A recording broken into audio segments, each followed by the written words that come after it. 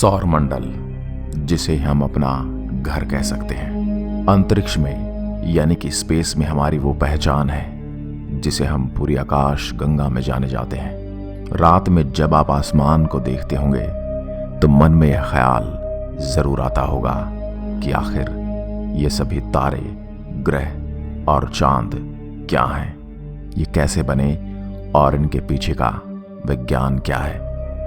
सौरमंडल के बारे में पूरी जानकारी न होने के कारण पहले ऐसा माना जाता था कि धरती सौरमंडल का केंद्र है और सूर्य इसकी परिक्रमा करता है। लेकिन भारतीय गणितज्ञ और खगोल शास्त्री आर्यभट्ट ने सबसे पहले इस बात की जानकारी दी कि सूर्य सौरमंडल का केंद्र है और धरती सहित सारे ग्रह इसकी परिक्रमा करते हैं। सौरमंडल सूर्य का परिवार है जिसमें सूर्य परिवार का मुखी है और बाकी सब इसके सदस्य। सूर्य हमारे ग्रहों को रोशनी देने वाला तारा है। सूर्य हीलियम तथा हाइड्रोजन गैसों का जलता हुआ पिंड है। सूर्य हमारे सौरमंडल का आधार है। इसे हम सौरमंडल का भगवान भी कह सकते हैं। इसकी वजह से ही सोलर सिस्टम टिका हुआ है। ये एकमात्र तारा है जिसकी ऊर्जा से ही हम जीवित हैं। पूरे सौरमंडल का 99.8% द्रव्यमान इसी में समाया हुआ है। नमस्कार दोस्तों, मैं आपका दोस्त बजरंग प्रजापति आपका स्वागत करता हूं आपके अपने चैनल शब्दबाण में। आज हम सौरमंडल की बात करेंगे, साथ में इनके सभी ग्रहों की भी बात करेंगे। सौरमंडल जो खुद सूर्य की सीमा में बंधा हुआ है, वह स्वयं अपने अंदर इतने रहस्य समेटे हुए हैं कि उन्हें समझने में ही हमें कई वर्ष लग सकते हैं। सौरमंडल या सोलर सिस्टम 4.5 अरब साल पुराना है। ये सूर्य की सीमा को दर्शाता है। जहां तक सूर्य की ग्रेविटी है, वहां तक हम सौरमंडल की सीमा को मानते हैं। सूर्य से होने वाले प्लाज्मा का प्रवाह सौरमंडल को भेदता है। यह तारे के बीच के माध्यम में एक बुलबुला बनाता है जिसे हीलो ओमंडल कहते हैं और इससे बाहर फैलकर बिखरी हुई तस्तरी के बीच तक जाता है। सौरमंडल में सूर्य का आकार सबसे बड़ा है जिसका प्रभुत्व है, क्योंकि सौरमंडल निकाय के द्रव्य का लगभग 99.99 द्रव्य सूर्य में निहित है। सौरमंडल में समस्त ऊर्जा का स्रोत भी सूर्य ही है। आज के समय हम पृथ्वी को जिस रूप में देख रहे हैं वह ज्वालामुखियों की वजह से है। ज्वालामुखी ने हमारे वायुमंडल को भी प्रभावित किया है। गर्म लावा धरती की सतह पर गिरा जिससे नई मजबूत जमीन का निर्माण हुआ। जमी हुई पृथ्वी पर जब ग्रीन हाउस गैसों का उत्सर्जन हुआ तो ज्वालामुखी की वजह से यह संभव हो पाया कि पृथ्वी आगे जमी न रहे। लेकिन ज्वालामुखी सिर्फ पृथ्वी पर नहीं पाए जाते।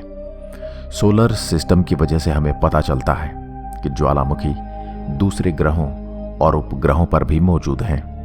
ये ज्वालामुखी पृथ्वी के ज्वालामुखी से कहीं विशाल और सक्रिय हैं, कुछ निष्क्रिय हैं और कई सालों से इनमें विस्फोट नहीं हुआ है और शायद आगे भी न हो।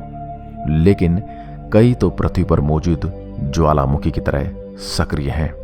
सौरमंडल कई कारणों से पूरे संसार में बहुत अनोखा है। हमारी आकाश गंगा सर्पिल आकार की है और इसी सर्पिल रचना को दो भुजाओं के बीच में जहां बहुत ही कम तारे हैं, हमारा सौरमंडल पाया जाता है। रात को हम जितने तारे देख पाते हैं उनमें से लगभग सभी हमसे इतने दूर हैं कि बड़ी बड़ी दूरबीनों से देखने पर भी वे केवल चमकती हुई बिंदु की तरह ही दिखाई देते हैं। क्या इसका मतलब ये है कि हमारा सौरमंडल ठीक स्थान पर नहीं है? अगर हमारा सौरमंडल आकाश गंगा के बिल्कुल बीचों बीच होता तो तारों के झुरमुट के बीच रहने के हमें बहुत ही बुरे नतीजे भुगतने पड़ते। जैसे पृथ्वी की कक्षा ही नष्ट हो जाती और इसका इंसान के जीवन पर बहुत भारी असर होता। लेकिन जैसा कि हम सभी जानते हैं कि हमारा सौरमंडल आकाश गंगा में बिल्कुल सही जगह पर है, इसलिए हमारी पृथ्वी सही सलामत है। इसके अतिरिक्त हम और भी बहुत से खतरों से बचे रहते हैं। जैसे हमारी पृथ्वी को गैस से बने बादलों से नहीं गुजरना पड़ता, वरना यह बहुत ही गर्म हो सकती है। इसे न तो फूटते तारों और न ही ऐसे दूसरे पिंडों का सामना करना पड़ता है जिनसे खतरनाक रेडिएशन निकलता है। हमारी आवश्यकताओं को पूरा करने के लिए सूर्य बिल्कुल ठीक तारा है। सूर्य मुद्दतों से निरंतर एक ही तापमान पर जलता आ रहा है। सूर्य न ही तो अधिक बड़ा है और न ही अधिक गर्म। हमारी मंदाकिनी में अधिकतर तारे हमारे सूरज से छोटे हैं, इसलिए वे पृथ्वी जैसे ग्रह पर जीवन को कायम रखने के लिए न तो सही किस्म की रोशनी दे सकते हैं और न ही भरपूर गर्मी। अधिकतर तारे गुरुत्वाकर्षण बल से एक या उससे ज्यादा तारों से बंधे हुए हैं और एक दूसरे के इधर उधर घूमते रहते हैं। लेकिन हमारा सूरज किसी भी तारे से बंधा हुआ नहीं है। अगर हमारा सूरज भी किसी तारे से बंधा होता तो हमारा सौरमंडल 2 या उससे ज्यादा सूरज के गुरुत्वाकर्षण बल की वजह से अपनी जगह पर कभी रह नहीं पाता। हमारा सौरमंडल एक और कारण से बहुत ही अनोखा है और वह यह है कि बड़े बड़े ग्रह सौरमंडल के बाहरी हिस्से में हैं। इन सभी ग्रहों की कक्षा का आकार लगभग गोल है और इनके गुरुत्वाकर्षण बल से छोटे छोटे ग्रहों को कोई खतरा नहीं है। इसके बजाय वे खतरनाक चीजों को अपनी ओर खींचकर या फिर उनकी दिशा को बदलकर छोटे छोटे ग्रहों की रक्षा करते हैं। वैज्ञानिक पीटर डीवार्ड और डोनाल्ड ब्राउनली ने किताब अनोखी पृथ्वी जटिल जीवन विश्व में कहीं और क्यों नहीं में कहा है, ग्रहिकाएं और धूमकेतु हमारी पृथ्वी से टकराते जरूर हैं मगर इतनी तादाद में नहीं, और यह सब बृहस्पति जैसे बड़े ग्रहों की वजह से होता है जो गैस से बने हैं। हमारे सौरमंडल की तरह और भी दूसरे मंडलों की खोज की गई है जिसमें बड़े बड़े ग्रह हैं, लेकिन उनमें से अधिकतर लो कक्षाएं ऐसी हैं जो पृथ्वी जैसे छोटे छोटे ग्रहों को खतरे में डाल सकती हैं। सूर्य या किसी अन्य तारे के चारों ओर परिक्रमा करने वाले खगोल पिंडों को ग्रह कहते हैं। अंतर्राष्ट्रीय खगोलीय संघ के अनुसार हमारे सौरमंडल में 8 ग्रह हैं: बुध, शुक्र, पृथ्वी, मंगल, बृहस्पति, शनि, यूरेनस और नेपच्यून। इनके अतिरिक्त 3 बौने ग्रह और हैं: सिरिस, प्लूटो और एरिस। 200 से ज्यादा चंद्रमा, 5,52,894 उल्कापिंड, 3,083 धूमकेतु हैं और सौरमंडल की सीमा 187.5 खरब किलोमीटर है।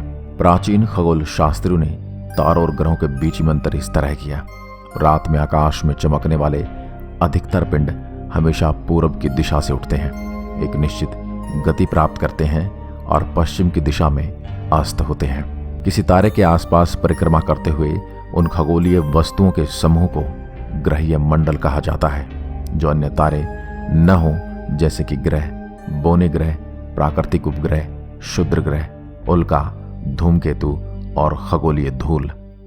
हमारे सूरज और उसके ग्रहीय मंडल को मिलाकर हमारा सौरमंडल बनता है। ज्योतिष के अनुसार ग्रह की परिभाषा अलग है। भारतीय ज्योतिष और पौराणिक कथाओं में 9 ग्रह गिने जाते हैं। आज से पहले तो विज्ञान में भी 9 ही ग्रह गिने जाते थे, लेकिन अब उनमें से एक ग्रह को बौने ग्रह की संज्ञा दे दी गई है। जो 9 ग्रह गिने जाते हैं उन्हें सूर्य, चंद्रमा, बुध, शुक्र, मंगल, गुरु, शनि, राहु और केतु कहा जाता है। हमारे ज्योतिष और पौराणिक कथाओं के अनुसार ग्रहों की कक्षाएं दीर्घवृत्त यानी एलिप्स के आकार की होती है, जिसके एक केंद्र यानी फोकस में रवि यानी कि सूर्य है। हालांकि बुध की कक्षा लगभग वृत्ताकार सर्कुलर है। सभी ग्रहों की कक्षाएं लगभग एक ही प्रतल में है, जिसे क्रांति वृत्त कहते हैं। यह क्रांति वृत्त पृथ्वी की कक्षा के प्रतल के द्वारा परिभाषित है। दूसरे शब्दों में कांति वृत्त का प्रतल और पृथ्वी की परिक्रमा का प्रतल एक ही है। यह कांति वृत्त सूर्य की भूमध्य रेखा के प्रतल से 8 डिग्री पर है। शुक्र, यूरेनस और प्लूटो को छोड़कर सभी ग्रह इसी दिशा में घूर्णन करते हैं, लेकिन शुक्र, यूरेनस और प्लूटो विपरीत दिशा में घूमते हैं। आज की वीडियो में बस इतना ही। आगे हम हमारे सौरमंडल से जुड़े सारे ग्रह, उपग्रह, कक्षाएं, उल्कापिंड, धूमकेतु, चंद्रमा और सौरमंडल से जुड़ी अन्य जानकारियां आपको देंगे। तब तक के लिए नमस्कार। जय हिंद, जय भारत।